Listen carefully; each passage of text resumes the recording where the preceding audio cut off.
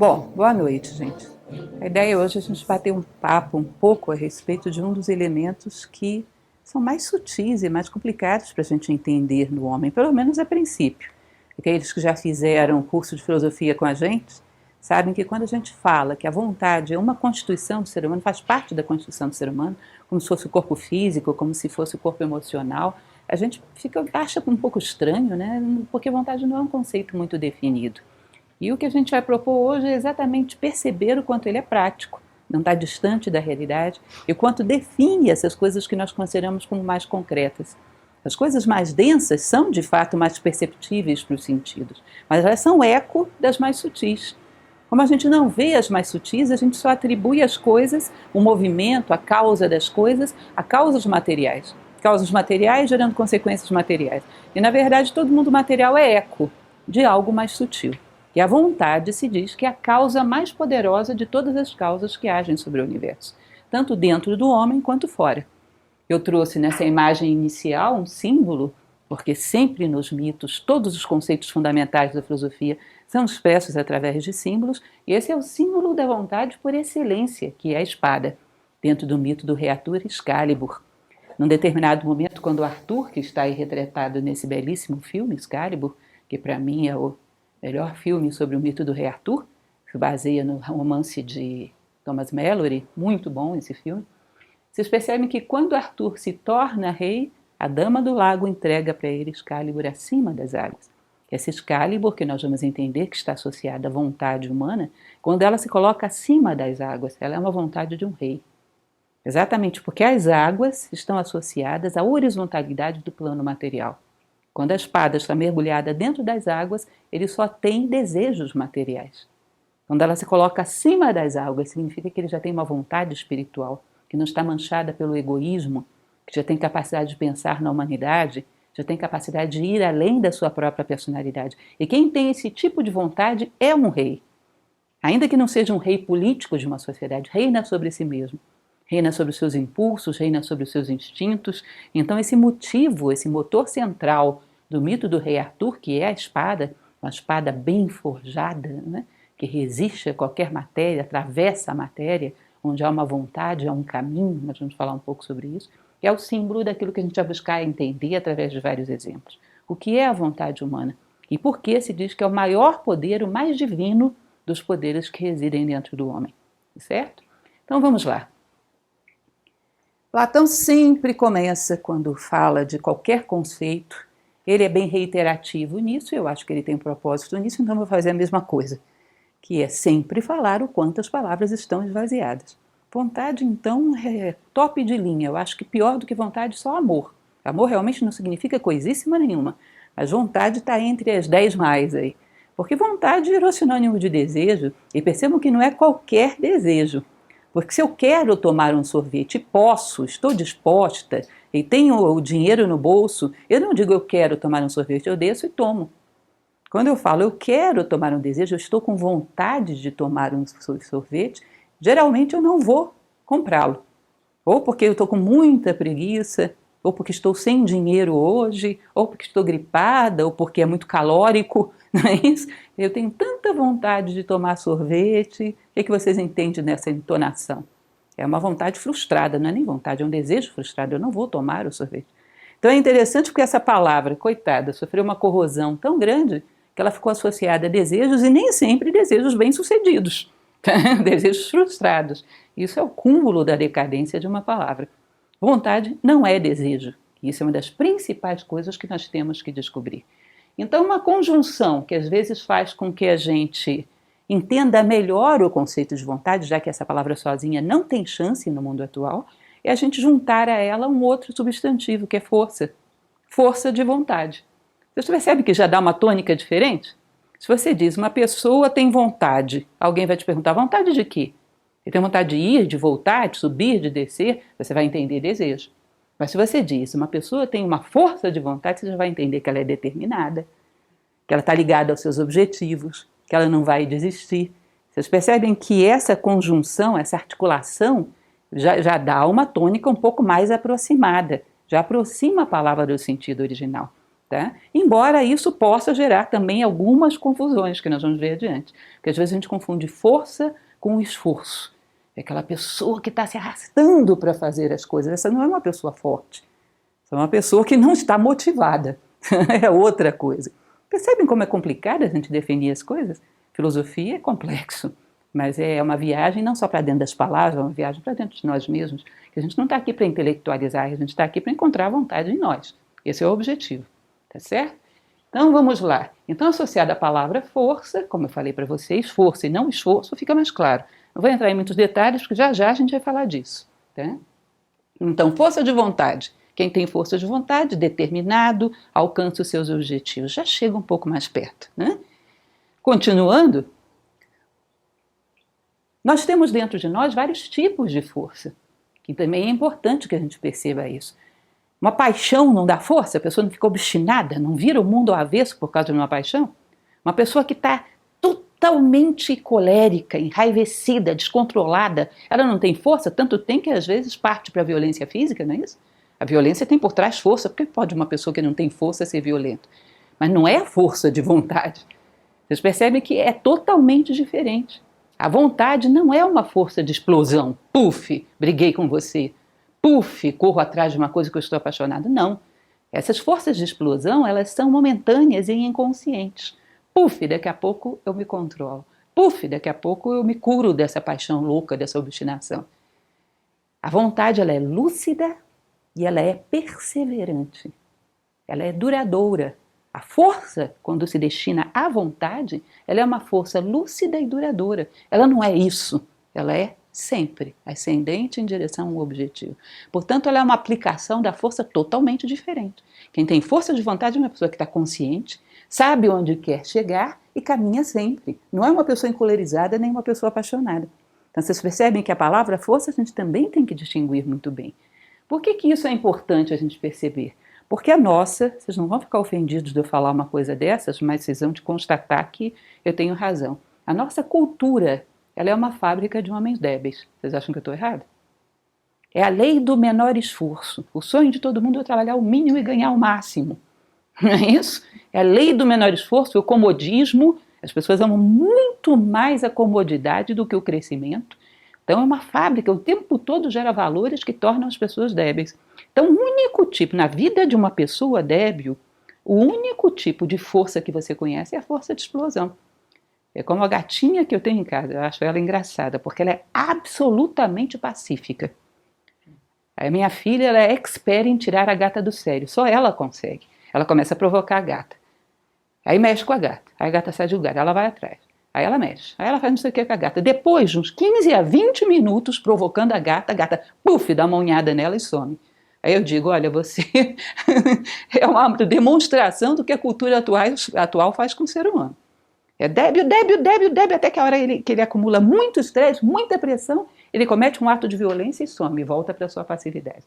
Então esse é o único tipo de força que a sociedade conhece, é o passional ou colérica. Ela não conhece uma força, ela não alimenta, não é que não conheça, acontece esporadicamente, mas ela não incentiva esse tipo de força consciente e constante. Entende?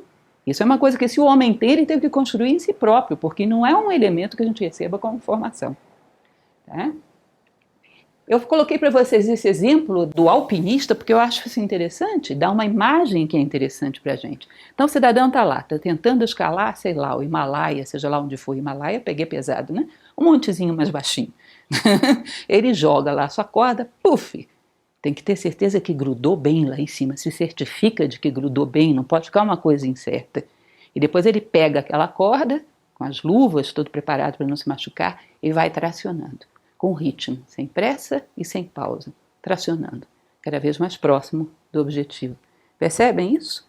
Então você vai perceber que a vontade no nosso plano é composta das duas operações do alpinista, que é uma decisão lá em cima, muito fixa e muito clara, eu quero chegar lá. E depois, perseverança e constância, ritmo. Percebam que tudo no mundo manifestado se mantém por esse ritmo. O teu coração sustenta a tua vida através do ritmo. O teu pulmão, todos os movimentos do teu corpo são rítmicos. A vida se mantém por ritmo, que é composto de dois elementos, perseverança e constância. Perseverança Fazer sempre, sem pressa e sem pausa. Constância é lembrar sempre por que você está fazendo isso. Porque senão você cai na mecanicidade. Viram Tempos Modernos do Chaplin? O apertador de parafusos? Mecanicidade, ele é perseverante, mas não é constante, não lembra mais por que está fazendo aquilo. Então diz que vontade no nosso plano é decisão lá no plano mental, perseverança e constância no plano físico. É o alpinista. E assim ele vai escalando, escalando, escalando, chegando perto do seu objetivo. Uma das coisas que é importante a gente perceber nos nossos dias, que se nós aplicássemos isso no alpinismo, mataria qualquer alpinista, é porque nós temos o chamado sofisma da dúvida. Se você diz para alguém, eu tenho certeza de onde eu quero chegar na minha vida, as pessoas vão te dizer, nossa, como você é rígido, como é dogmático. O homem moderno é filho da dúvida, ele tem que duvidar de tudo. Olha, muito cá entre nós, que só nós e as pessoas que assistirem esse DVD saibam. A dúvida, ela cabe muito bem, boa noite, ela cabe muito bem quanto a meios. Imaginem esse alpinista. O que ele pode duvidar? Ele está tracionando a sua corda. Bom, tem uma espécie de uma reentrância na pedra aqui. Eu posso pisar aqui, ou eu posso pisar ali, que está um pouco mais áspero, talvez eu fique um pouco mais seguro. O que é melhor, aqui ou ali? Essas coisas cabem. Ele está escolhendo onde é melhor colocar o pé para dar cada passo. Mas ele pode ter dúvida a respeito de onde está fixada a sua corda lá em cima? Não, será que eu vou fixar aqui? Não é melhor ali? Aí fica mudando de um lado para outro, não prende direito, puf, vamos para o abismo. Percebem? Nós vivemos uma sociedade da insegurança, onde nós achamos que tudo tem que ser colocado sob júdice, tudo tem que ser duvidado. Vocês acham que alguém faz alguma coisa grande na história, canaliza vontade, determinação, perseverança e constância? Você está o tempo todo na dúvida se quer realmente isso? Albert Einstein, ele tinha dúvida se ele era físico ou era biólogo? Ele teria feito o que fez se tivesse essa dúvida? Será que Leonardo da Vinci tinha dúvida se ele era médico ou artista? Teria feito o que fez se tivesse vivido com essa dúvida? Imagina no meio do caminho voltar atrás. Quem faria alguma coisa grande? Agora, quantas vezes Albert Einstein deve ter tido dúvida se esse era o melhor meio? Isso é natural? Isso faz parte? Quantas vezes o Leonardo da Vinci mudou de base, pintou em parede, pintou em madeira? Ele tinha dúvida de qual era o melhor meio. Mas nunca duvidou dos seus fins. A finalidade humana que tem nortear a vida humana, o ideal, não pode ser colocado em dúvida, porque senão você não chega a lugar nenhum. Anda um pouco para cá, anda um pouco para lá, no final tudo se anula e eu não saio do lugar. Entendam que isso é um dos elementos mais debilitantes da vontade. É falta de um sentido de vida claro, falta de cravar bem a sua corda de alpinista, falta de um ideal. Tá? No meio do caminho, cabem todas as dúvidas para que você estabeleça o caminho mais seguro. Mas as suas finalidades ficam mudando, você não vai chegar a lugar nenhum. Tá? Então são alguns pontos importantes para a chamada vontade.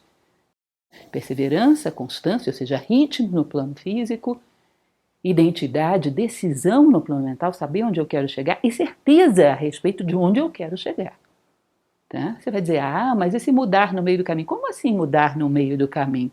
Pode acontecer no meio da tua vida você chegar à conclusão que a fraternidade não é boa para você? Ou que a justiça não é boa para você? Existe essa possibilidade? Nós estamos falando de ideais humanos e não de projetos. Tá? Um alpinista, ele crava o mais próximo possível do ápice da montanha a sua corda. Não pertinho, porque ele cravaria pertinho se ele quer subir? Nós não estamos falando de coisas que têm a margem para dúvidas no meio do caminho. Nós estamos falando de ideais humanos e não de projetos. E sem ideais é muito difícil que você suba. Tá? Existe a lei da gravidade também no campo psicológico. Sem ideais é mais provável que nós desçamos. Tá certo? Porque precisa de muito esforço para subir. Esforço no sentido positivo, muita determinação. E se não a temos, a tendência é que desça. Tá? Então, o sofisma da dúvida é um dos muitos sofismas que debilitam a nossa vontade. Como eu falei para vocês, a nossa é uma sociedade que faz ódio à debilidade. Eu comentava ainda há pouco a respeito disso. Os heróis. Platão falava que é muito necessário e interessante que o homem tenha um herói de estimação. Aquele que relembra a ele o quão grande ele pode chegar a ser. Percebam que os ídolos que a nossa cultura gera, em geral, são débeis. Em geral, são pessoas que estão abaixo, em termos de vontade, do homem mediano. O pai de família que luta todos os dias para vencer as suas circunstâncias. Em geral, são débeis. Aí nós percebemos que há realmente um culto à debilidade. Quanto mais cômoda a vida, quanto mais confortável, com menos contratempos, melhor. Tá certo? E aí falávamos a respeito do esforçado. Que uma coisa é a pessoa ter força, outra coisa é ser o esforçado. O esforçado é ruim? Não, é bom. Muito pior é aquele que nem se esforçar, não se esforça, não faz nada. Mas entendam que uma coisa é alguém que está se arrastando e canalizando o máximo de energia para fazer algo, e outra é uma pessoa que está motivada. Se vocês vissem Leonardo da Vinci, do qual a gente falava ainda há pouco, inclinado sobre suas telas, que diz que ele passava às vezes 3 noites sem lembrar de dormir, 3 dias sem pensar em lembrar de comer, vocês diriam que ele é uma pessoa motivada ou esforçada? Você percebe que o esforçado é aquela pessoa que você sente que ela está se arrastando para fazer as coisas, não está desistindo, mas a motivação não está ali. Entendem isso? Eu me recordo que há muitos anos atrás, nós sempre fazemos confraternizações entre nós, entre os alunos de Nova Acrópole, e na primavera costumamos fazer algumas pequenas confraternizações, onde a gente faz algumas competições artísticas, mais para brincadeira e confraternização do que para qualquer outra coisa, que a gente chama de Jogos da Primavera. Então jogamos xadrez, fazemos pequenas provas de atletismo, natação e coisas desse tipo. E quando eu entrei em Nova Acrópole, bastante jovem, eu participei de uma dessas corridas só de brincadeira. Nunca tinha corrido e depois disso também nunca mais corri. E foi realmente muito engraçado. Como atleta, realmente, a minha carreira se encerrou ali. Mas eu me recordo que o meu professor de filosofia à época, que hoje é o nosso diretor nacional, quando eu passei pela pista de atletismo, ele me falou uma coisa: inclina para frente. Se tiver que cair, cai para frente. Porque ele disse que eu estava correndo assim. Essa expressão, que é uma interpretação do nosso corpo, percebam que quando você está correndo assim, ou fazendo alguma coisa assim, o que o teu corpo está dizendo? Eu não quero ir, ela está me arrastando, ela está me obrigando. Vocês percebem que essa é a imagem do esforçado? Meu Deus do céu, que horas acaba isso? Vocês conhecem alguém muito talentoso, muito motivado, que faça alguma coisa assim? Percebam que aí tem uma linguagem corporal. Há uma resistência muito grande dentro de mim, mas mesmo assim eu estou tentando. Tá? Então, força de vontade não é esforço, não é desgaste. E aí vem um elemento que é importante que a gente perceba. Eu coloquei um pouco mais adiante, nós vamos ver já já essa definição, que é a diferença entre empolgação e entusiasmo. O homem motivado tem entusiasmo. O homem que está dando um esforço fora do comum, tudo bem? Tem empolgação. Que nós já já vamos ver essa diferença. Tá? Então vamos lá. Vamos imaginar, para que a gente possa entender a vontade, eu falava para vocês de início, que a vontade é um elemento interno que existe dentro de nós, é uma das componentes da constituição humana. E a gente tem uma certa dificuldade de perceber isso, é natural, porque quase não lidamos com ela. Nós percebemos claramente que temos um corpo físico, percebemos que temos uma energia que percorre o nosso corpo físico, percebemos que temos emoções, percebemos que temos uma mente. E se vocês forem estudar, por exemplo, uma tradição indiana, eles dizem que cada uma dessas coisas é um corpo. Corpo físico, corpo energético, corpo emocional e corpo mental. E que cada um desses corpos tem as suas motivações. O seu corpo, talvez, corpo energético, gostaria de descansar. O corpo físico, talvez, não sei, gostaria de caminhar. O corpo emocional sente saudades, a mente é curiosa. Cada uma tem as suas motivações. Então eu falava aqui um pouco a respeito das motivações da mente. Curiosidade, um conhecimento que não quer se comprometer, quer saber o que tem dentro da caixa, já viram isso? Se eu falar para vocês que vocês podem mexer em qualquer coisa aqui na escola, mas que tem uma caixa ali, aquela vocês não abrem, porque não pode. Percebem o que vai acontecer dentro da mente de vocês? Nada vai interessar, só essa caixa. Então essa curiosidade que quer ver o que existe por trás das coisas, dentro das coisas, mas que não quer se comprometer com nada, isso é um interesse mais fugaz da mente, mais superficial. As emoções, em geral, gostam do que é agradável, do que é atraente, ou então temem aquilo que ameaça de alguma maneira, vibram em função desses atrativos ou coisas que a repelem. E por aí vai, as nossas energias gostam evidentemente daquilo que as alimenta, o nosso corpo gosta da lei do menor esforço. Agora, vocês percebem que na história, quando a gente pega determinados heróis, por exemplo, uma Joana d'Arc, que fez o que fez, qual será que era o veículo dentro dela que estava pedindo aquilo? Será que a mente dela estava curiosa para saber o que era a guerra? Eu acho que não. A mente não tem curiosidades que a comprometam tanto assim. Será que era a emoção dela que gostava de arriscar a vida?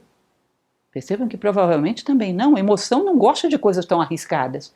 Ela tem um instinto de autoconservação, mas existia algo dentro dela que queria libertar a França, fazer o bem pela humanidade, dar esperança para as pessoas, dar um rei para a França, dar um ideal heróico para as pessoas à sua volta. Entendem isso? Isso não era nem mente, nem emoções, nem corpo físico, nem corpo energético. É algo muito sutil, é Excalibur fora da água, é uma necessidade mais elevada que temos. Então é muito interessante que a gente perceba isso, que os heróis, eles podiam estar, como Joana d'Arc estava, numa situação física deplorável, sendo humilhada, ou seja, a situação emocional também não devia estar muito boa, e ainda assim ela se sentia realizada e com seu dever cumprido. Existe algo em nós que está acima de todas essas coisas e que busca coisas maiores do que todas essas coisas. Nós temos um veículo em nós, que essas tradições indianas chamavam de Atma ou vontade, que se realiza fazendo coisas grandes, maiores do que o seu próprio interesse, maiores do que o seu próprio egoísmo. E quando essa vontade é grande, é forte, ela se impõe a esses corpos. De tal maneira que a vontade chega para a mente e diz, se vira para encontrar uma forma de eu fazer isso. Chega para as emoções e diz, se vira para gostar disso que eu tenho que fazer, porque eu vou fazer. Joana d'Arc não esperou gostar da guerra, ela provavelmente não gostou, mas foi assim mesmo e aprendeu a gostar no meio do caminho. Ela não esperou a sua mente se interessar nem estar curiosa pela guerra, ela foi assim mesmo, porque ela sentia isso como um dever, e não era para si. Então, temos um elemento bem mais sutil que se impõe a tudo que está abaixo. Nós vamos falar um pouco sobre isso. Então, vontade se impõe à mente e às emoções e faz com que encontrem formas de avançar. Que nós percebemos isso nos heróis. Herói, segundo o que Platão define, é exatamente aquele ser que conseguiu ir um pouco acima da conjuntura média da humanidade. Ou seja, conseguiu alinhar todos os seus veículos numa única direção. Aí é uma potência, uma capacidade de realização que fez com que ele não vivesse apenas em função de si mesmo e, portanto, fizesse história. Tá? Vamos ver mais alguns detalhes disso que vocês vão entender melhor. Então, como eu falei para vocês, se existe alguma coisa que está dominando a minha mente e as minhas emoções, é sinal de que existe um quinto andar dentro de mim. Algo além disso que é material, que é passageiro, que se vai. Eu comentava com alguns de vocês, inclusive, numa palestra passada, sobre isso ao longo da nossa vida. Nosso corpo físico hoje não é o corpo que tínhamos aos 10 anos de idade, nem a energia, nem as emoções, nem os pensamentos, são outros. Mas existe algo que permanece toda a nossa vida, sutil, que dá um fio de ligação e uma continuidade, que faz com que você saiba, aquele corpo não é o mesmo, aquelas emoções não são as mesmas, mas era eu ali. Algo permaneceu, como se fosse um olhar profundo, que olha o mundo do fundo da tua consciência e exige de você que seja humano, realize a tua missão, que diga que veio. Quando a gente começa a ouvir essa voz, que a tradição tibetana chamava de voz do silêncio, a gente começa a conhecer uma possibilidade sutil e superior no homem, que é a tal da vontade. Se vocês pensarem em qualquer homem determinado e que fez história, vocês vão perceber que, pela sua biografia, você percebe que eles ouviam essa voz. Que as circunstâncias eram impossíveis, ninguém prevaleceria sobre aquilo, e eles prevaleceram. Ninguém superaria uma circunstância daquela, e eles superaram. Às vezes quebra a lógica à vontade. Vocês já ouviram, devem ter ouvido falar daquelas batalhas antigas, que às vezes se diz que 300 homens combateram milhares e conseguiram prevalecer, um exército que era metade do outro venceu o outro. A gente diz, não, isso deve ser lenda. Parece que não, parece que isso algumas vezes na história realmente aconteceu, que houve homens que fizeram coisas tão sensacionais que a gente diz, como? Porque eles tinham poderes que não eram normais. E esses poderes não eram poderes paranormais ou mágicos, era simplesmente uma determinação de ferro, de aço, como Excalibur, que é capaz de sempre ir penetrando mais na matéria. Lembram de Excalibur cravada na pedra? Onde há uma vontade, há um caminho. Quando é uma espada muito bem forjada, atravessa a rocha mais dura que você possa colocar no caminho dela. Não existe matéria que seja capaz de se opor. O mais importante de tudo é a gente perceber que se houve um homem que foi capaz de fazer isso, essa possibilidade existe adormecida dentro de você. Isso é a lei da condição humana, tanto para bem quanto para mal. Vocês já pensaram nisso? Se alguém faz alguma coisa muito troglodita e bárbara e hedionda, olha, cuidado, que talvez esse animal esteja adormecido dentro de você. E se você tem consciência dele, o domina. Se não tem, se acha puro demais, cuidado. Quando nós giramos as costas para os problemas, corremos o risco deles nos pegarem pelas costas. Conhecer tudo que existe dentro de nós é aquilo que a alquimia medieval chamava de cauda do pavão. Ver que todas as coisas que existem no mundo existem dentro de nós. Isso é a maturidade para eles. Então a vontade sintetiza as potências humanas e canaliza em uma única direção.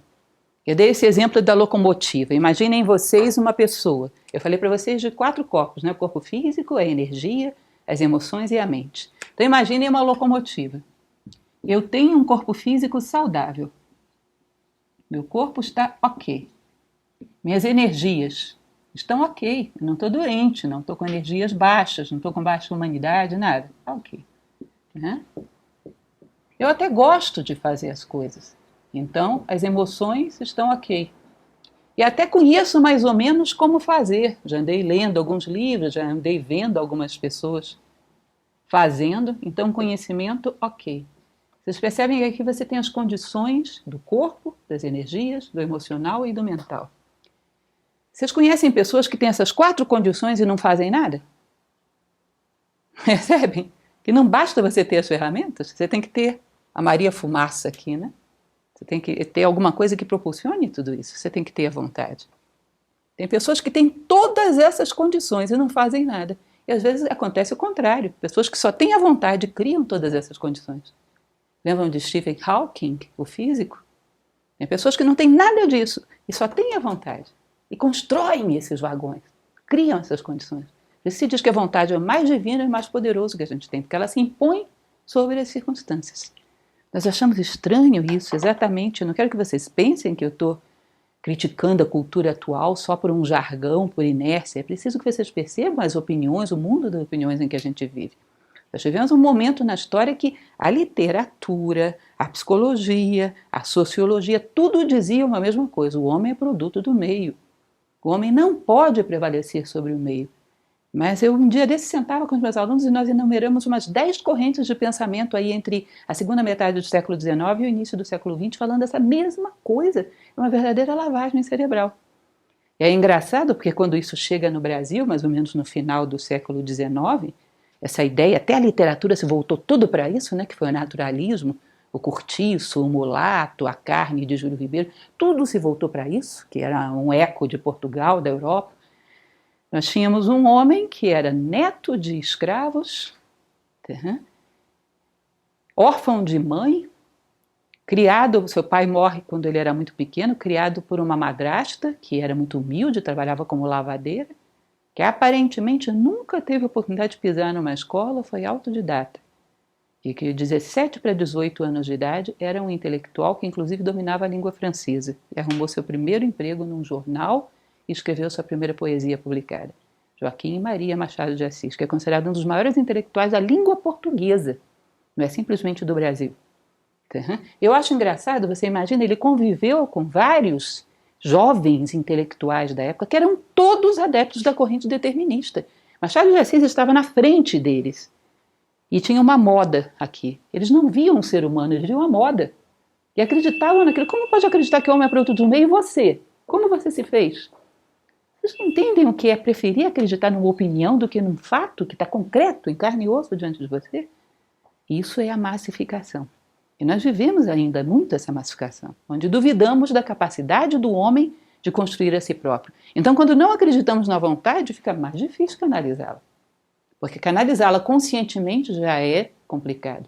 Sem acreditar que ela existe, um dos maiores prejuízos que a gente tem, o homem, é duvidar do próprio homem. E toda corrente de pensamento que gera esse tipo de ceticismo, cuidado com ela. Ela nos debilita, é altamente debilitante. Porque crescer acreditando em si próprio já é difícil. Não acreditando, esqueça, não vai dar. Em si e na humanidade.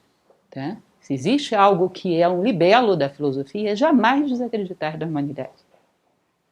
Ok? Então, continuando, eu falava para vocês sobre essa capacidade que a vontade tem de sintetizar as potências humanas. Sempre tem um exemplo que eu uso. Boa noite, fiquem à vontade. Que dá para a gente entender um pouco melhor isso. A nossa educação, sobretudo nos primeiros anos, depois já não mais, ela trabalha para que a gente aprenda a ter um domínio básico do corpo físico. Daqui a pouco você vai ter que ensinar ele a sentar, engatinhar primeiro, né? Depois senta, não, primeiro senta, engatinha, sei lá, não lembro mais. Eu sei que engatinha, senta, aí depois começa a dar os primeiros passinhos, aí depois começa a usar o talher, aí depois um lápis, o domínio básico do corpo físico. Isso é muito bom, isso nos permite muitas coisas. Mas, em geral, a partir daí já não fazemos muito esforço para dominar mais nada. Agora, percebam o que me faculta eu ter um básico domínio do corpo físico. Eu digo, pernas me levem para a porta. Elas me levam para onde? Para a porta. Eu digo, pernas me levem para o ventilador. Onde que elas estão me levando? Para o ventilador. Imagina se eu não tivesse domínio das minhas pernas e quisesse chegar na porta. O que eu ia fazer? As pernas querendo ir para lá e eu me arrastando, me agarrando pelo chão, pedindo ajuda dela. Quanto tempo para chegar a isso? Então eu ganho muito tempo porque posso fazer isso, não é? E eu posso chegar para as minhas emoções e dizer, emoções, isso é nobre, justo e bom, goste disso. Elas obedecem? Eu posso dizer para a minha mente, mente, eu preciso entender esse conceito, concentre-se nisso. Ela obedece? Vocês já perceberam, se eu dominasse as minhas emoções e a minha mente com a mesma facilidade que domina as minhas pernas ao andar, onde eu poderia chegar? Que tipo de homem eu seria? Que tipo de ser humano? Entendem? É você pegar toda a potência humana e canalizar como se fosse um raio laser numa direção. Isso é uma potência, um ser humano multiplica a sua capacidade de realização, de construção de si mesmo e do mundo. Você não está cada veículo para um canto, mas os 4 alinhados, feito um laser, numa única direção. Quanto mais o homem desenvolve essa capacidade de vontade, mais ele é capaz disso. Exatamente porque, como já falei para alguns que estiveram em outras palestras, você não domina aquilo com o qual se identifica. Você tem que ter uma certa desidentificação de consciência para ter um certo domínio sobre as coisas. Se eu acho que eu sou isso, eu não vou dominar isso. Se eu acho que há algo além disso em mim, eu tenho chance de dominar isso. Lembram do exemplo que eu dava para vocês? Mais uma vez, os meus bichinhos de estimação, que já me renderam muitas reflexões filosóficas. Minhas filhas, sempre tive animais de estimação. E é engraçado porque um animal de estimação, não sei se vocês já perceberam isso, eles têm um tratamento diferenciado para cada morador da casa. Eles sabem com quem estão lidando, são espertíssimos. Me recordo que as minhas filhas pequenas rolavam com o cachorro no chão, que você não sabia dizer onde terminava cachorro, onde começava criança. Ele adorava elas, mas não as obedecia em absolutamente nada. Eu tenho o maior carinho pelos cachorros, eu gosto demais deles. Mas a mim ele respeitava. Eu gosto dele, mas eu sou ser humano, ele é cachorro, eu tenho uma certa desidentificação. Isso me dá uma certa autoridade e ele me respeitava. A elas, nada, adorava, mas não respeitava. E isso falava para vocês em todos os campos, quando falamos de Gibran e educação, né? Que eu dizia, temos um filho, nós achamos que o melhor que um pai tem que fazer pelo filho é ser o seu amiguinho, embolar-se com ele pelo chão, não digo fisicamente, psicologicamente. E aí a criança precisa de um pai. Esse papel é necessário na psique dela. E você se torna um amiguinho. Quem vai ser o pai? E perceba que essa identificação faz com que você já não tenha mais capacidade de conduzi-la, porque ela não vai acertar essa condução, uma condução horizontal. Ela vai esperar algo que venha de cima. Então, claro que um homem que está totalmente identificado com essas 4 coisas, corpo, energias, emoções e pensamento, não vai dominar nenhum dos 4, porque é como se ele estivesse reprimindo a si próprio alguma identidade acima. Algum tipo de determinação que você percebe que quando você quer se dominar, consegue. Por isso que a gente dizia que uma força de uma paixão é diferente da força da vontade.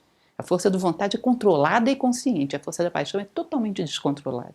Vontade é controle, controle sobre nós mesmos, que faz com que a gente alinhe todas as nossas energias e seja uma potência, uma capacidade de realização fora do comum. O ser humano é uma potência. Tá? E aí nós vamos ter que entrar em outro conceito, que é o conceito de poder.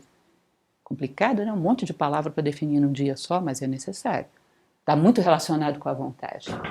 Eu falava para vocês, desculpem, falava a respeito dessas 2 outras palavras, que é entusiasmo e empolgação. Como é que é a empolgação? Já viram quando a gente vai assistir um filme? Principalmente aqueles que são mais piegas, mais água com açúcar, mais novela da Globo. O que acontece? Empolga, abaixa. Empolga, abaixa. Ainda que tenha aquela cena lacrimejante no momento final, dali a 10 minutos você está comendo pipoca na praça da alimentação e já esqueceu. Não é isso? A empolgação ela é ciclos, ela parece uma montanha russa. Vocês percebem que entusiasmo é algo que um homem é capaz de manter por toda a vida? Eu falava para vocês de grandes gênios da história. Você acha que algum dia Mozart acordou enjoado de música? Entusiasmo vem de enteos, é sentir o divino dentro de você. E se você sente, sente. E vai senti-lo pelo resto da vida.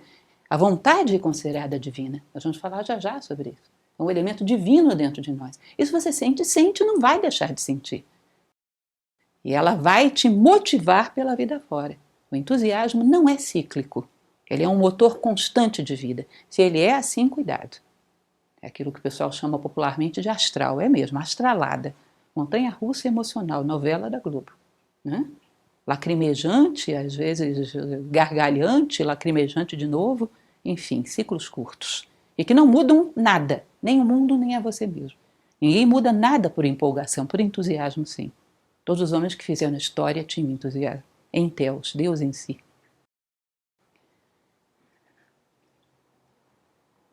Como falava para vocês, perseverante e constante. Lembraram, assimilaram a diferença entre esses dois? Perseverante, fazer sempre. E o constante, sempre lembrar porque faz. Para a cena, por que você está fazendo isso? Porque eu quero ser uma pessoa justa. Tá bom, pode continuar. Para a cena, por que você está fazendo isso? É mesmo, né? Por que eu estou fazendo isso? Para e repensa. Caiu na mecanicidade, tempos modernos de Chaplin. Entende? Porque só vai te construir se for um ato consciente. E isso constitui os elementos do entusiasmo. Helena Petrovna Blavatsky, que é uma filósofa do século XIX, muito interessante, ela usa essa frase, que eu cortei um pedaço dela aí para vocês. A vontade rege universos manifestados na eternidade. Que frase complicada, né? Que diabos é isso? Ela vai dizer o seguinte, a gente tem coisas concretas aqui, essa parede tão concreta, né? Será que daqui a 100 anos essa parede vai estar aqui? Provavelmente não, porque essas construções hoje em dia não valem nada. Você já viu prédio hoje em dia durar 100 anos? Daqui a pouco está cheio de rachadura, de infiltração. Ou seja, então ela não é concreta, porque agora está, daqui a pouco não vai estar mais, ainda agora não estava. Parecem coisas fixas, concretas, e daqui a pouco a corrosão do tempo leva tudo embora.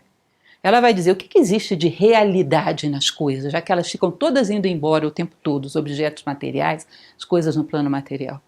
O que existe de realidade nas coisas é porque elas são rastro da vontade daqueles que a construíram.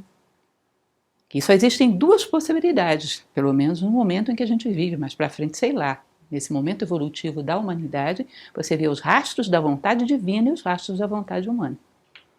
Ou seja, aquilo que o homem construiu e aquilo que foi construído pelo divino. E as coisas, o que elas têm de mais real é isso, porque o corpo delas em si elas vão perder. Mas a vontade daqueles que a construíram não vai passar, porque vontade não passa. O que passa é desejo. Vontade, se é verdadeira, se é realmente entusiasmo, ela não passa. Então o que existe mais real nas coisas é a vontade que as construiu, quer seja uma estrela, quer seja uma constelação, quer seja uma mesa. Aí vocês vão dizer, não, aí você está de brincadeira, Lúcia. Isso não é verdade. Sabe por quê? Essa mesa de madeira que está aí, eu sei quem construiu. Quem construiu foi o seu João ali na esquina, coitadinho, que é uma pessoa muito boa, mas é alcoólatra. Ele não tinha vontade divina nenhuma, ele só queria ganhar um trocado para comprar a bebidazinha dele. Então não me venha com essa conversa, essa mesa não é rastro da vontade. Vocês não podem me dizer isso? Não dá para dizer se vocês conhecem o seu João ou imaginam o seu João? Não tem muito o seu João pelo mundo afora? Aí eu vou dizer para vocês o seguinte, olha, ainda o desejo, ele é uma descaracterização da vontade caída dentro da matéria. Falava para vocês que a água, a horizontalidade da água representa o plano material. Aí comentava com vocês lá no início da espada Excalibur, que quando está dentro do lago, ou seja, dentro das águas, dentro do mundo material, ela é só desejos, desejos de coisas materiais. Quando ela sai das águas, que vira fraternidade, vira compaixão, vira compromisso, Excalibur fora das águas é vontade. Mas de qualquer maneira, o homem se movimenta por um reflexo da vontade lá dentro do plano material. Porque se não tivesse vontade nenhuma, ainda que seja descaracterizada como desejo, o seu João não fazia essa mesa. E eu provo isso para vocês. Porque tem pessoas, e nós já devemos todos ter ouvido falar desse tipo de exemplo, que hoje infelizmente está ficando cada vez mais numeroso.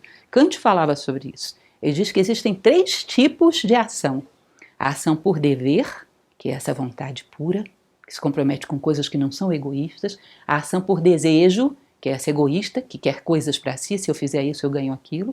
Ele vai dizer, olha, tem casos tão aqui na ponta que a pessoa nem por desejos não se mexe. Ela quer as coisas, mas só se você der. Conhecem isso? É aquilo que a gente chama de apatia, que é o extremo da debilidade humana. É uma ausência quase total da vontade, ainda que seja descaracterizada na forma de desejo. Vocês já ouviram falar daquelas pessoas que às vezes estão numa situação de mendicância, estão na rua pedindo dinheiro para sobreviver? Alguém vai lá, arruma um empreguinho, coloca numa casa, consegue um salário, consegue uma vida digna, a pessoa larga tudo porque dá muito trabalho, é melhor ganhar as coisas de graça? Já ouviram falar? Nem por desejo não se mexe, que dirá por vontade. Isso pode acontecer. O ser humano pode chegar a um estado de apatia que nem mesmo os seus interesses o movimentem. Tá certo? Então é importante que a gente entenda essa questão. O rastro das coisas, as coisas que existem no mundo, você tem que ter algum nível de vontade para produzi-las. Seu João, ainda que seja uma pessoa que tem esses problemas todos morais, é um alcoólatra, mas algum movimento ele tem que ser capaz de produzir para construir essa mesa. Aí você vai dizer, mas qual é a diferença de uma vontade pura e um desejo descaracterizado? Quanto tempo vocês acham que dura essa mesa?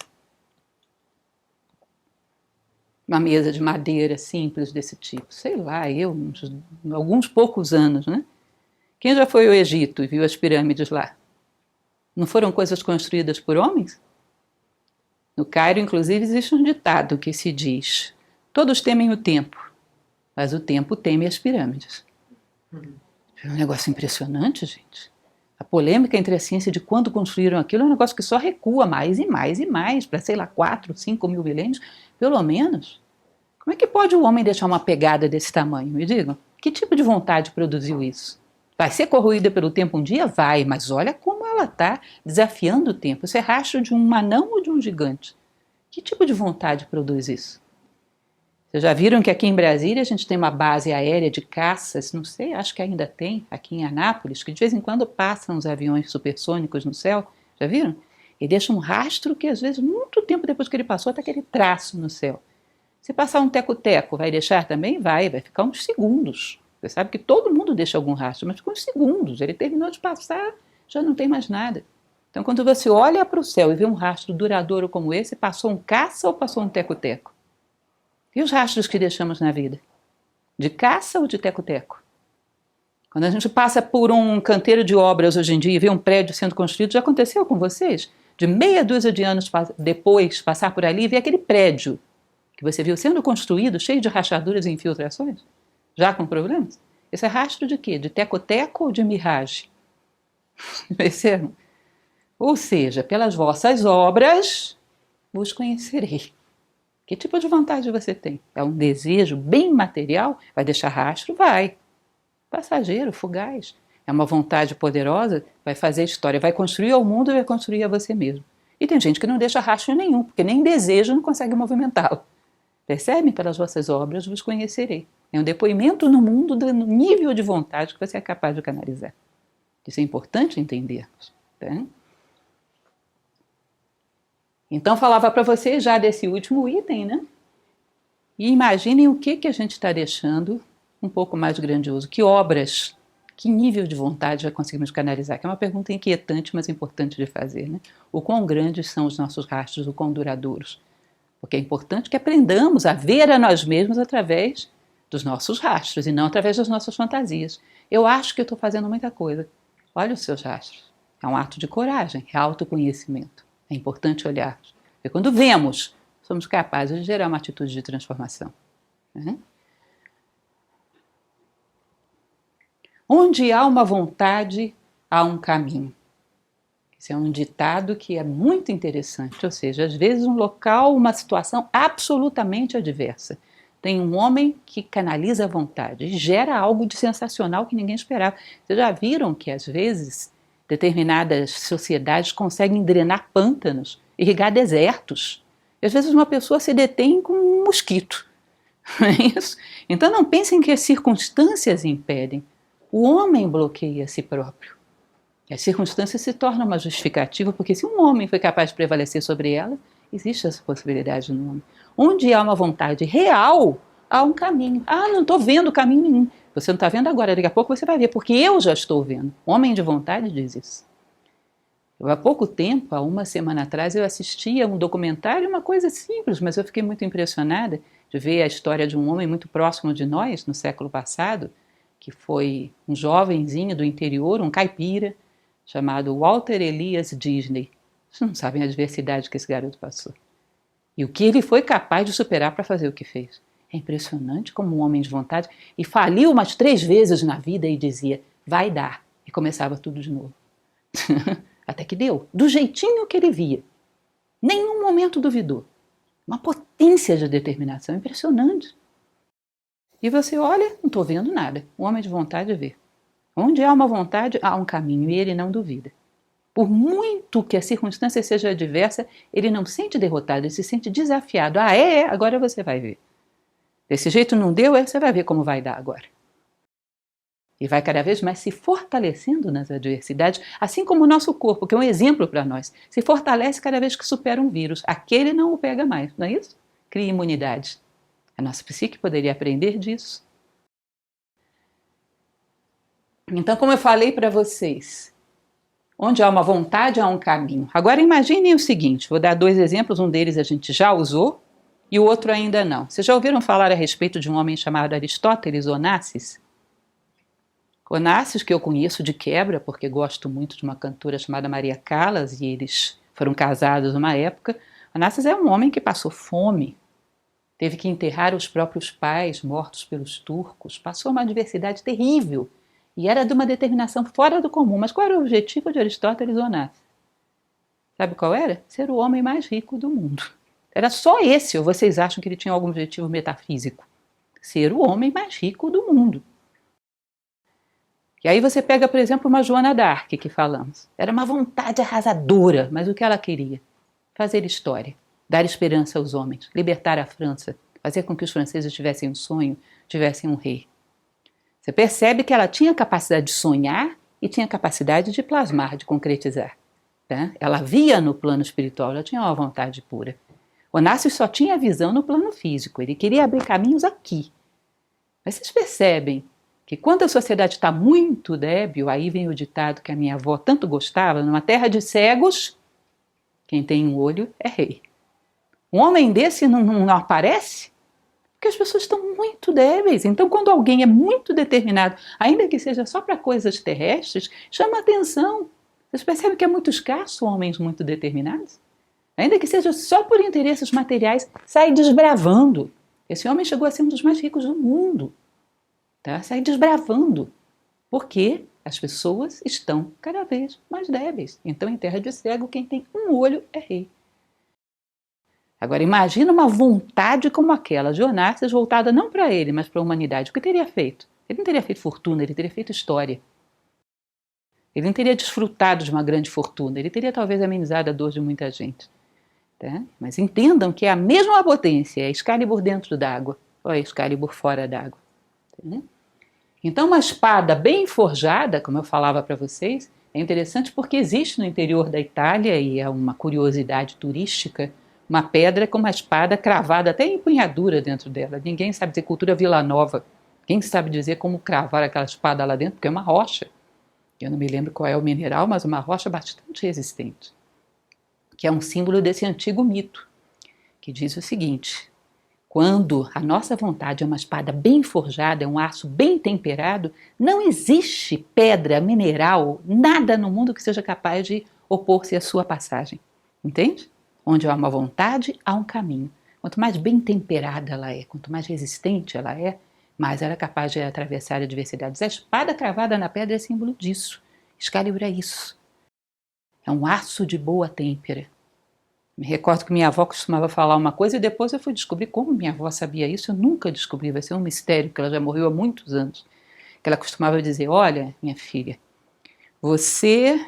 a vida vai te afiar ou vai te desgastar, depende de se você é faca boa ou faca ruim. Aí eu descobri que realmente existe esse ditado popular, tá? Que a vida é como uma pedra de afiar, ou ela te desgasta ou ela te afia, depende do aço do que você é feito. Tá? Eu acho isso muito interessante.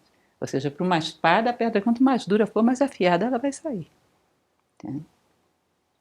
Então, a espada é universalmente o símbolo da vontade. A vontade humana que é capaz de se impor e atravessar as adversidades. Tá? Que é esse elemento que se diz que é o mais espiritual. O conceito cristão de fé é muito parecido com isso, lembram? Do tamanho de um grão de mostarda, dirás a esse monte, lança-te ao mar, e ele o fará. Lembra dessa passagem? Se tiveres fé do tamanho de um grão de mostarda, que violência é essa de capacidade que do tamanho de um grão de mostarda domina um monte? O conceito de fé cristão é digamos assim, um novo nome, um nome diferente para uma mesma realidade. Esse poder divino que existe dentro do homem, de transformar montanhas em planícies, drenar pântanos, irrigar desertos, de fazer história, construir a si mesmo e mudar o mundo. Continuando na nossa historinha, esse eu acho sensacional, prestem atenção nesse conceito, porque se isso ficar claro para vocês, eu já ganho a minha noite.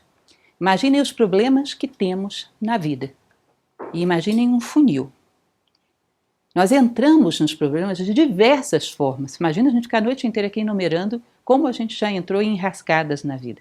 Por diversos erros, desatenções, conceitos errados, posicionamentos equivocados diante da vida, você entra em problemas de diversas maneiras. Você só sai por uma única porta, vontade. Tem outro jeito de você sair dos problemas? Rebocado, você vai cair neles de novo, porque o fator que o gerou vai te levar lá de novo. Não se sai dos problemas por outra porta que não seja a vontade. E aí é um detalhe que eu gostaria que vocês entendessem. Imagina, eu achei até engraçado, porque quando eu estava subindo aqui, no meio do corredor tinha realmente uma marca de sapato na parede. Eu falei, gente, eu vou dar um exemplo disso hoje, alguém adivinhou. Imaginem que haja uma marca de sapato nessa parede. Aí eu falo para vocês, quem fez isso? Vamos investigar a CPI da marca de sapato. Aí eu descubro, foi ele. Tá? O que eu vou fazer a partir disso? Nada. Toda vez que entrar alguém nessa sala e disser como está feia essa parede com essa marca de sapato, eu vou dizer, foi ele. Vocês percebem que eu encontrei um culpado? E o fato de eu encontrar uma causa, um culpado, não me deu vontade o suficiente para agir sobre os resultados. Resolveu? Não resolveu nada. Muito pelo contrário, me acomodou. Ficou mais cômodo para mim conviver com isso, porque agora eu tenho uma justificativa. Entendam isso, adaptando para a nossa vida psicológica. Quando eu tenho um problema, eu vou procurar culpados, causas, vou fazer uma análise voltada para o passado, necessariamente isso vai me tirar daqui? Às vezes não. Às vezes vai me dar um argumento para ficar mais confortavelmente. Eu achei culpados. Sejam quais forem as causas, para eu sair daqui eu vou ter que ter síntese voltada para o futuro. Não interessa como foi que isso apareceu, interessa que vai sair agora. Vou lá dentro, pego um balde, pego uma esponja, pego um pano, puf, acabou. Quem foi que fez não me interessa, mas que não vai ficar, não vai ficar. Entendem isso? Sem isso você vai sair? Perceba que não é mal que você procure a causa das coisas, mas que não se baseie só nisso para achar que vai resolver esses problemas, porque às vezes isso gera uma transferência de responsabilidade e te acomoda. Sem vontade, ninguém sai de lugar nenhum. Entendem? Não há outra forma de se superar os problemas. Tá? E existe um outro fator que é muito curioso em relação a isso. Que quando eu avanço, ao invés de ficar fazendo inumeráveis e intermináveis análises do passado, faço síntese e projeto para o futuro, que nem o alpinista, jogo minha corda lá em cima e começo a puxar, se eu necessito saber das causas, existe um fenômeno interessante no ser humano. Parece que a natureza contribui para aqueles que são dotados de vontade, aqueles que são determinados, aqueles que trabalham positivamente a favor da própria natureza. Porque ela faz aflorar na tua consciência aquilo que você necessita saber para caminhar. Já perceberam? Eu estou tentando fazer alguma coisa que é positiva, é produtiva, é construtiva, é humana. Mas eu preciso lembrar de um elemento que aconteceu lá na minha infância que está me bloqueando e não está me deixando agir bem. Já aconteceu de aflorar uma memória na mente de vocês vinda não sei de onde? Por quê? Porque você canalizou a vontade para agir e a natureza te traz as ferramentas. Aí que vem a história dos contos de fada, que eu gosto demais disso, para quem me conhece, adoro. Os contos de fada têm muito isso. Príncipe chega no reino. Você que é mãe, tem crianças pequenas, deve saber disso. O príncipe chega no reino. O rei fala para ele, salve minha filha que está presa nas garras de um dragão. O que o príncipe vai falar? Quem foi que criou esse dragão? Como ela foi parar lá? Quem foi que não cuidou dessa princesa direito? Ele fala isso? Quem foi não me interessa, mas que ela não vai ficar mais lá, não vai, porque eu vou agora. Percebam que essa ação dele, porque ele é só um jovem, é só um rapazote, e o dragão é um dragão. Essa ação dele, positiva, comprometida com algo que é maior do que ele, porque não existe um interesse pessoal aí. Vocês já viram alguma historinha que o príncipe chega para o rei e diz: mas vem cá, o que eu vou ganhar com isso? Quanto você me paga? A recompensa é boa? Porque dependendo... Mas ele não vai lá porque ele tem garantias de que vai ganhar a princesa. Vocês já viram alguém de alguma história assim? O rei diz: se você for libertá-la, eu garanto que dou a mão dela em casamento. Eu nunca vi isso em nenhuma história. Às vezes lá eles se apaixonam e já voltam comprometidos, mas ele não vai por causa disso. Ele vai porque é nobre, justo e bom. Ele não sabe nem se ele vai gostar da princesa. Ele vai porque é nobre, justo e bom. É uma donzela presa nas garras de um monstro. Vocês percebem que as crianças têm uma intuição disso. Para quem tem ou teve filhos pequenos, eu tive 2 e tinham manias de historinha todas as noites, uma coisa exaustiva, porque eu não tinha tanta imaginação assim. Imagina chegar para a criança e dizer isso que o príncipe falou: quanto você me paga? Quanto você me dá por isso? Que criança ouviria uma história dessa? Ah, esse príncipe não presta, mãe, pega outro. Quem veria graça numa historinha dessa? Percebem que a ação tem que ser nobre, altruísta, síntese voltada para o futuro? E ele, aquele rapazote que se dispôs a enfrentar um dragão, no início da história ele não tinha chance. Mas à medida que ele vai caminhando, vão aparecendo as armas mágicas. Aí ele dá água para um velhinho, esse velhinho dá para ele um segredo mágico que ele fica invisível. Ou ele acha uma capa que quando ele coloca ele adquire poderes. Ou ele acha uma espada na pedra, não é isso? Ele vai adquirindo poderes no meio do caminho. Sabe o que significa isso? As armas mágicas são os teus poderes internos que a natureza vai trazendo à tona. Ela traz à tona naqueles que se comprometem com a vida. A natureza não traz respostas para quem vai vasculhar o passado, mas para quem se compromete com o futuro. Ela vai te armando. Quando você chegar diante do dragão, está armada até os dentes e com condições de vencê-lo. Por quê? Você foi nobre, altruísta e se comprometeu com a vida. Ela vai te dando as armas mágicas no meio do caminho. Quando você chega lá, você está preparado. Entendem isso? Uhum. Então, essa característica do conto de fada, eles são muito educativos. E os nossos filhos entendem, a gente esqueceu. Pelo menos deveriam entender, porque até as crianças estão sendo alienadas na sociedade atual, amadurecidas precocemente. Mas a princípio a criança tem estrutura simbólica para entender. A nobreza do herói, a síntese voltada para o futuro, não medir esforços e não querer nada para si. Que aí caímos nesse conceito, que é a essência da vontade humana. Sabe, a meta, a vontade maior, aquela dos heróis, é a chamada reatação. É a chamada vontade pura. Que é um homem que não quer absolutamente nada para si daquilo que ele está fazendo. Ele quer simplesmente ser humano. Ele se realiza fazendo aquilo que se espera de um ser humano. Uma planta se realiza fazendo fotossíntese, um animal exercendo os instintos, ele se realiza sendo nobre, justo e bom, e não quer ganhar nem ter medo de perder nada com isso.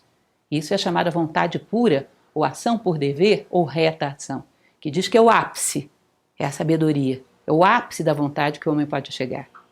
Vou contar para vocês uma historinha que tradicionalmente já é bastante conhecida, eu conto muito nas minhas aulas do curso de filosofia, então alguns eu sei que já devem conhecer. Mas de qualquer maneira é interessante ouvir de novo, como diz a Rede Globo, né? Vale a pena ver de novo. Ele diz que havia um mestre muito sábio que estava subindo uma montanha montado no seu camelo, é uma história árabe. E adiante dele havia um outro viajante. E de repente o camelo desse viajante se assustou e arremessou ele no abismo. Só que ele não caiu, ele ficou pendurado num galho. Aí esse mestre sábio que vinha atrás desce do seu camelo, faz de tudo para salvar aquele homem. Rasga as próprias roupas, tenta fazer uma corda, pega galho, pega isso, pega aquilo. E ele era da tradição islâmica. E no Islã, a máxima autoridade entre o homem e Deus, que é Alá, é o anjo Gabriel. Ele diz que esse anjo Gabriel aparece para ele de repente e diz: olha, você já mostrou suficiente virtude e sabedoria para ter acesso ao céu de Alá. Vamos comigo. Você já alcançou a libertação. Aí diz que ele olha para o anjo, olha para o homem pendurado lá no abismo, puxa o anjo para perto de si e diz: vem cá, não dá para eu trocar o céu de Alá por um bom pedaço de corda? Vocês entendem o que é isso? Um dia vou ter acesso ao céu de Alá, mas nesse momento, para ser humano, eu preciso de corda ou de céu de Alá? Eu não tenho desejos, depois eu vejo depois, agora é corda. O que se espera de um ser humano nesse momento? Corda, entende? A tradição indiana tem uma outra história muito parecida também, que era de um grande guerreiro muito sábio, Yudhishthira, que tinha vencido uma grande guerra, era um homem muito justo e bom, que dizem que ele procure o portal do céu de Indra, porque ele teria acesso, como é o céu de Alá, aí era o céu de Indra. E ele sai andando anos procurando esse tal desse portal. E no meio do caminho ele encontra um cachorrinho, desses sem dono, sujo, magricelo, e se torna o seu companheiro. Eles passam fome juntos, passam frio juntos, passam dificuldade juntos anos. Até que um dia ele acha esse portal do céu de Alá. E tinha um anjo, que eles chamam de Gandharvas, né, belíssimo, na porta. E chega e diz, que bom, príncipe, que você chegou, entra, o Deus Indra está à sua espera. Aí ele vai entrando, contente, que bom, né, cheguei, enfim. Com o cachorrinho dele, o anjo diz, espera aí, esse cachorro não. Você já viu cachorro vira-lata no céu de Indra? Que de respeito. Se é o momento dele, não, esse cachorro não entra. Você entra, o cachorro fica. Aí diz que ele olha para o cachorrinho, um cachorrinho vira-lata, magricelo, que tinha sido seu companheiro de dificuldade todos aqueles anos, pensa um minuto e diz, tá bom, se o meu cachorro não pode entrar, eu fico com ele. Ele abre mão do céu de Indra pelo cachorro. Aí sabe o que acontece? O cachorro era Indra. Se ele tivesse aberto mão de um cachorro pelo céu, ele desejava mais algo do que a virtude. Então não estava preparado para obtê-lo. Entende? Se ele abrisse mão da justiça, da fraternidade, da compaixão, da lealdade, da gratidão por um desejo, ainda que seja do céu, não estava preparado. Entendem isso? Isso é que eles chamam de reatação. A gente fica meio assustado. Nossa, isso não daria para mim. Entendam, a gente está falando de uma meta. Não estamos falando que estaremos lá agora. Estamos falando de uma meta. Eu sempre conto um exemplo, que também é interessante. Imaginem uma pessoa que não gosta do sol. Deixa sua porta, suas janelas todas fechadas. Não quero saber do sol, não gosto de sol. Aí um dia ela resolve fazer as pazes com o sol. Aí ela abre suas portas e as suas janelas. Vocês percebem que quando ela estava com a janela fechada ou com a janela aberta, a distância dela do sol é a mesma? Mas só pelo fato dela abrir portas e janelas, a luz já não atinge onde ela está? Assim somos nós com esses ideais. Sem dar um passo, só pelo fato de você dizer, um dia eu quero ser assim. Isso já te atinge onde você está. Isso é característica do ideal humano, dos sonhos humanos. Entendem? Só o fato de eu dizer, eu quero, isso já muda a tua vida aqui. É claro que à medida que você caminhar na direção do sol vai ter mais luz. Mas só se colocar em relação com isso, abrir portas e janelas, já faz com que isso ilumine a tua vida onde você está. Isso é muito interessante entender. Para não termos aquela fuga mental de dizer que as coisas estão muito distantes. Não. Distantes ou próximas é muito relativo, mas eu estou em relação com elas. Tá? Continuando.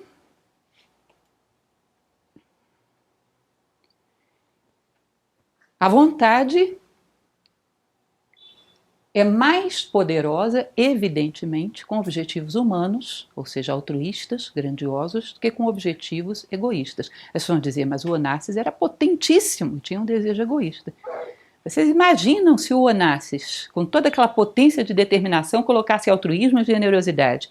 O que ele não poderia fazer? Porque ele fez fortuna. Os homens que têm determinação e têm altruísmo fazem história.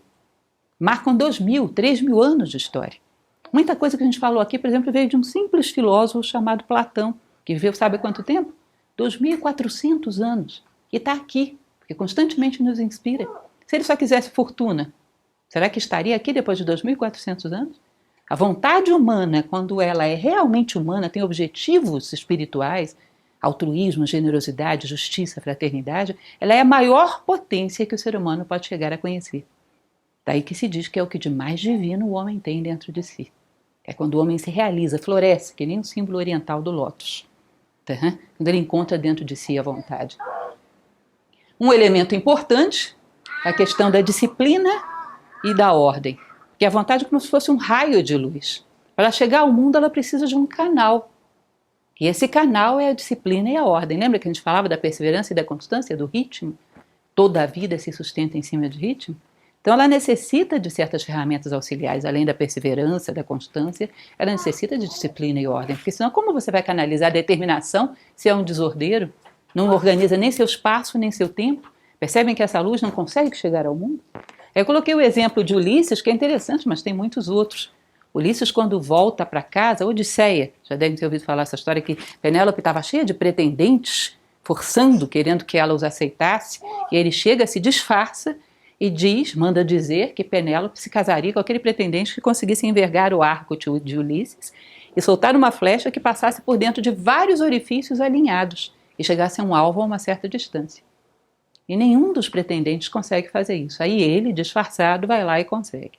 Ou seja, a vontade que é a flecha passar por vários orifícios alinhados, que é a ordem, para chegar ao alvo, que é o seu objetivo.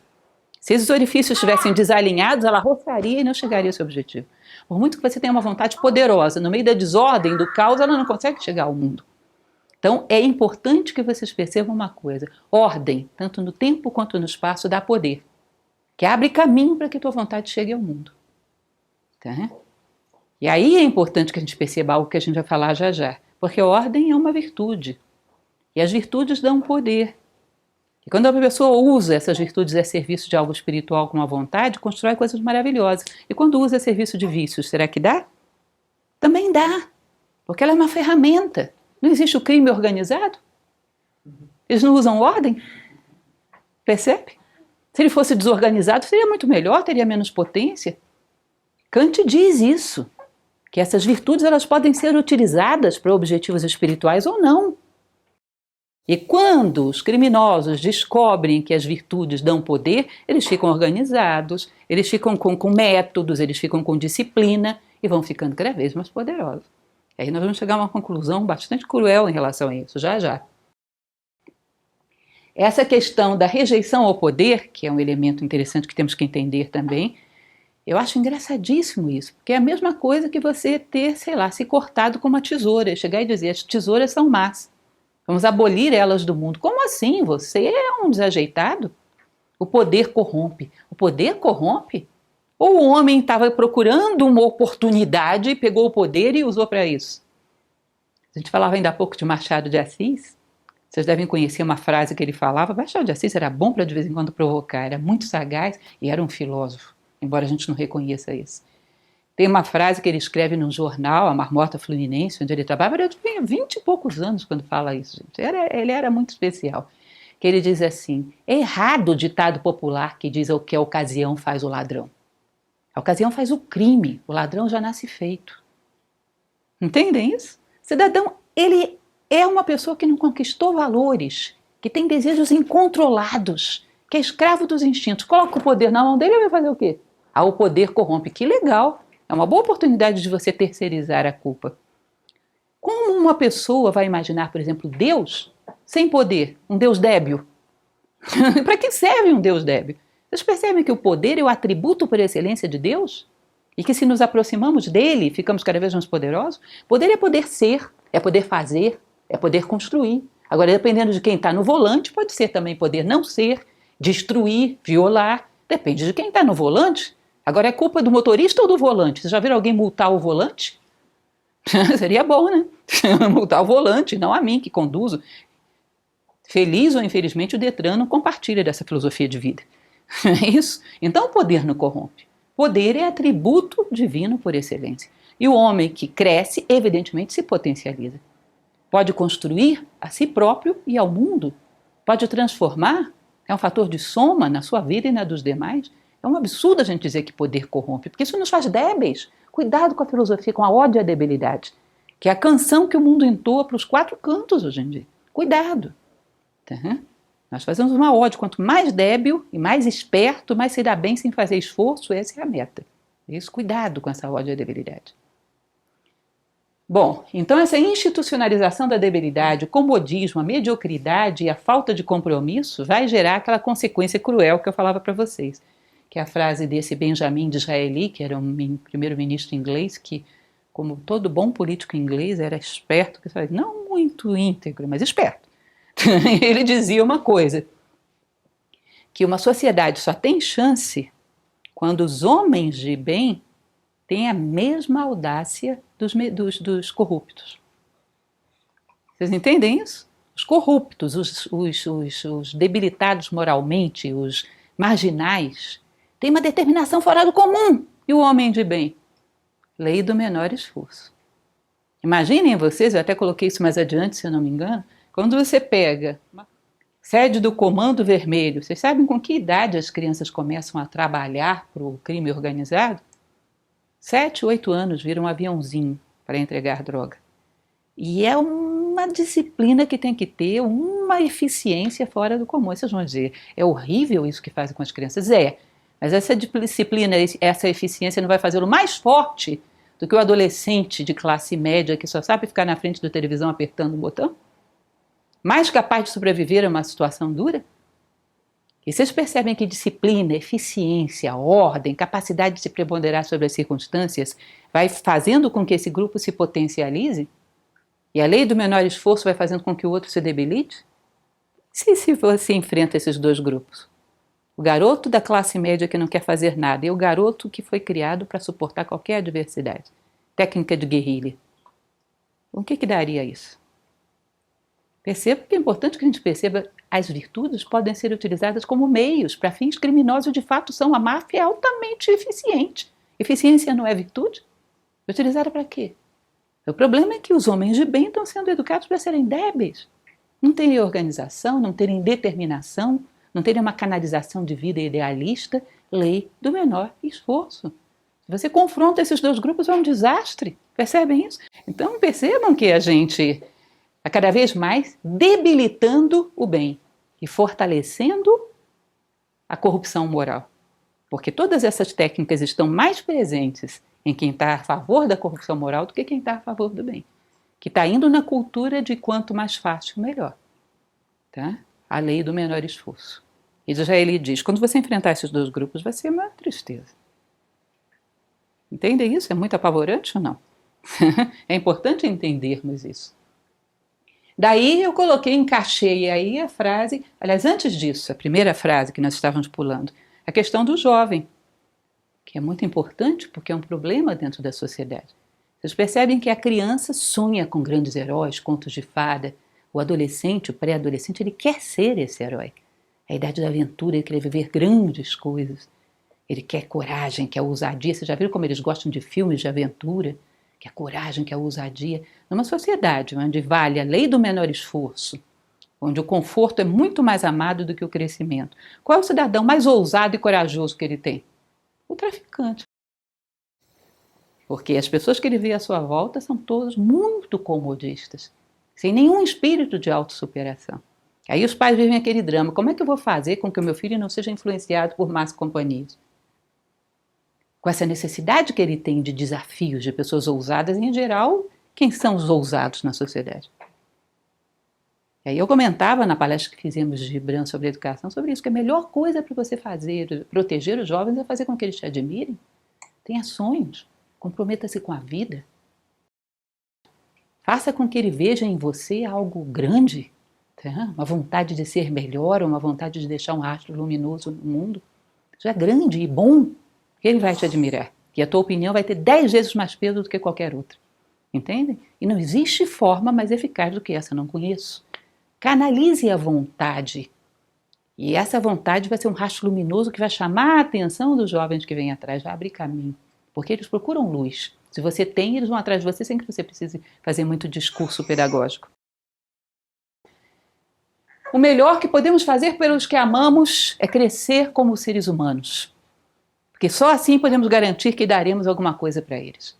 Isso é platônico e é uma realidade. Não existe nada melhor para fazermos para aqueles que amamos do que despertar o que temos de mais divino. Sermos determinados, sermos perseverantes, constantes e altruístas, uma vontade acima das águas, que se comprometa com o ideal humano, que se realize em si mesma, que se realize em ser humano, que é uma grande dádiva, é uma maravilha. Que abra esse pacote que é a condição humana e veja o que a natureza nos deu. E viva. E por fim, uma vida sem vontade. Você olha para dentro do ser humano e ele é um cemitério de sonhos abatidos pela debilidade. Isso é terrível de ver. Vocês percebem que quando a gente não persevera em algo, e há que ter um cuidado muito grande com isso do ponto de vista psicológico, em coisas pequenas até. Quando eu digo, segunda-feira eu vou começar tal coisa, Existe um hábito muito comum em relação a isso, que é o regime de emagrecimento. Ele sempre começa na segunda-feira. E nunca começa na segunda-feira. Não é assim? Até coisas bobas desse tipo. Quando você diz, vou fazer, cuidado, não blefe com você mesmo. Vou estar com você na segunda. Se eu não for, ela se vira. Eu não sou insubstituível, ela arruma outra pessoa. Mas eu não me viro sem mim. Eu preciso confiar em mim. Preciso acreditar em mim. Se eu várias vezes rompo com a minha capacidade de me comprometer, de honrar a minha palavra, eu vou perder a fé em mim mesmo. Isso é dificílimo de recuperar. Entendem?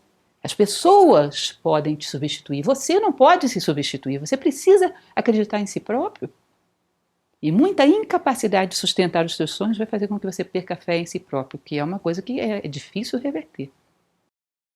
Então, aquela pessoa que você chega na casa dela, num canto tem uma sapatilha pendurada. O que é isso? Eu resolvi estudar balé, mas esse negócio me deu uma dor na panturrilha. Foi um mês eu larguei para lá. Aí você olha para o outro canto, uma paleta de pintura, um monte de coisa. O que é isso? Eu resolvi pintar, mas esse cheiro da tinta me dava uma alergia, sabe? Aí fui a 2 aulas e larguei. Aí não sei o que, você olha até fora. A vida dela é um cemitério de sonhos abatidos pelo quê? Pela falta de vontade. Cuidado. Uma pessoa que quando ela disser, vou fazer, a própria consciência dela vai dizer, lá vem você com isso de novo. Olha, eu tenho mais o que fazer, para de bobagem, você não vai fazer nada, você sabe disso. Ou seja, ela não tem chão mais para impulsionar para o futuro. Tá? Então, uma pessoa destituída de vontade transforma a si própria num cemitério de sonhos humanos abatidos pelo meio do caminho. E é muito difícil ser feliz assim. Tá? Então, em síntese de tudo isso, porque vontade também é síntese, é importante percebermos que vontade é mais do que simplesmente um desejo. Vontade é Deus em nós, é entusiasmo, é Deus. Não é uma questão de vou ver se desenvolvo, é questão vital da vida. Conhece-te a ti mesmo, constrói a ti mesmo, vive como ser humano. Viemos aqui para isso. Se não fazemos isso, o que estamos fazendo aqui? Então essa que foi uma questão fundamental em todas as escolas de filosofia ao longo da história. Hoje a gente não sabe nem o que é essa palavra. É curioso, a perda de foco. O homem não é a coisa mais importante da vida humana hoje em dia. Conhecer a si próprio, dominar a si próprio e viver como ser humano não é a coisa mais importante. Mas não deixou de ser, a gente simplesmente deixou de saber. Mas a infelicidade que isso gera continua acontecendo. Entendem isso? Se eu ignorar a lei da gravidade, as coisas não vão deixar de cair, simplesmente porque eu não conheço. Eu vou dizer, alguém fez alguma coisa para isso ir para o chão? Não, não fez. Foi a lei da gravidade. A opinião humana não conforma a realidade. Se eu sou débil, isso não vai deixar de corroer a minha vida e a minha felicidade. Simplesmente eu vou ignorar as causas. Aí vou procurar uma causa externa, provavelmente, né? Um culpado externo que me dê mais comodidade. Então essa é a ideia. Essa é a nossa síntese de hoje. Eu espero que possa gerar alguma reflexão em vocês, porque como a gente sempre fala, a ideia é da gente recuperar aquele espírito da filosofia originalmente. Só é o útil conhecimento que nos torna melhores. Espero que isso possa ter uma utilidade prática. É algo para perguntas?